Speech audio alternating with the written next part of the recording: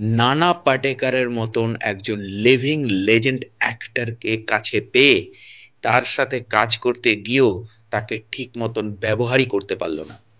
যেখানে ছবির প্লট হচ্ছে বাবা ছেলেদের সম্পর্ক, ঠিক যেটা আমরা সন্তানের ক্ষেত্রে দেখছি, রাজ চক্রবর্তীর সন্তানের ক্ষেত্রে, সেখানে সেম প্লটই হিন্দিতে সেম টাইম রিলিজ করছে বনবাস শোর মাধ্যমে নানা পাটেকরের মতন একজন লিভিং লেজেন্ড, ভিন্টেজ এবং ভার্সাটাইল অ্যাক্টরকে নিয়ে আমি যখন কাজটা করছি, এবং তার সাথে সাথে উৎকর্ষ শর্মা রয়েছে, গদরের সেই উৎকর্ষ শর্মা, গদরে যে বাচ্চা ছিল এবং গদর টুতে সে সেই সেই বয়সেই আবার সে রিফ্লেক্ট করেছে চরিত্রে, সেই উৎকর্ষ শর্মাকে নিয়ে আমি যখন কাজটা করছি, তখন সেখানে উৎকর্ষকে বেশি টাইম না দিয়ে নানা পাটেকরকে আমার বেশি টাইম দেওয়া উচিত ছিল, কিন্তু সেটা করলেন না ডিরেক্টর অনিল শর্মা।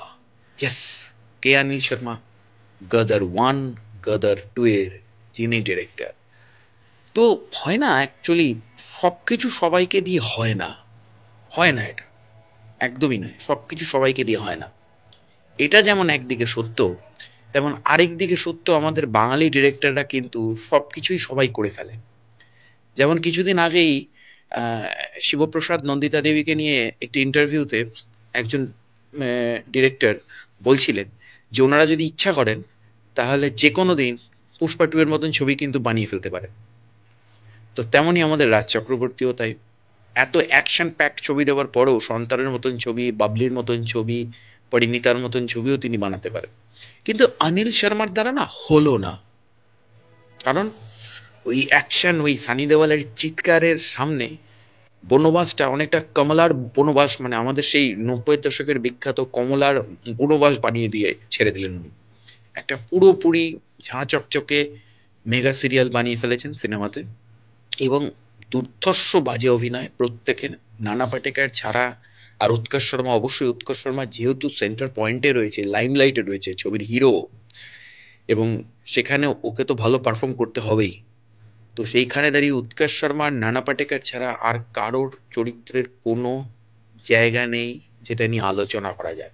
আর নানা পাটেকর নিয়ে কি আলোচনা করব? বাগবানের মতন একটা সিনেমা ছিল যার রেফারেন্সে, সেই বাগবানে যতটা টাইম স্পেন্ড করানো হয়েছিল বাবা মার অনুভূতির কাছে সন্তানের অনুভূতি কি করে পার্থক্য হচ্ছে সেইটা দেখাতে, এবং একটা ডিটাচমেন্ট, একটা দূরত্ব, এবং কিভাবে তাদেরকে সমাজ, ফ্যামিলি থেকে বিচ্যুত করে দিয়ে তারা আলাদা করে জীবন কাটাবে বা সেই সম্পত্তিটা ভোগ দখল করবে, ঠিক এখানেও প্লটটা তাই, এখানেও প্লটটা তাই। মেলায় ছেলে হারিয়ে যায় বা সন্তান হারিয়ে যায় আমরা শুনেছিলাম, মেলায় বাবা হারিয়ে যায় আমরা প্রথম দেখলাম, কিন্তু এত সুন্দর প্লটটাকে ঠিক মতন এক্সিকিউশন করতে পারলো না ডিরেক্টর অনিল শর্মা। আর শুধু ডিরেক্টরের উপর দোষ দিয়ে তো লাভ নেই, চিত্রনাট্যকার যিনি তিনিও ঠিক প্রেজেন্টেশন করতে পারলেন না। ফালতু একটা একটা স্ট্রিমের প্রজেক্ট থেকে বেরিয়ে গিয়ে উনি শুধুমাত্র প্রেম, ভালোবাসা, উৎকর্ষ শর্মার প্রেজেন্টেশন নিয়ে বেশি টাইম কাটিয়ে দিলেন।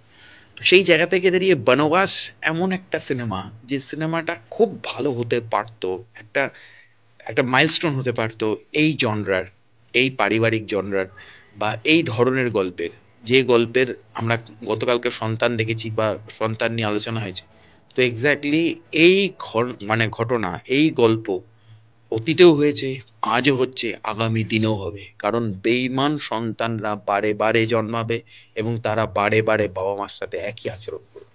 তো এক্স্যাক্টলি সেই জায়গা থেকে দাঁড়িয়ে কমলার বনবাস বলছি, বনবাস ছবিটা আপনি দেখতেই পারেন, ফ্যামিলি এন্টারটেনমেন্ট, কিন্তু ঘটনা হচ্ছে বনবাস সেই ধরনের ছবি হয়নি যতটা এক্সপেক্ট করেছিলাম।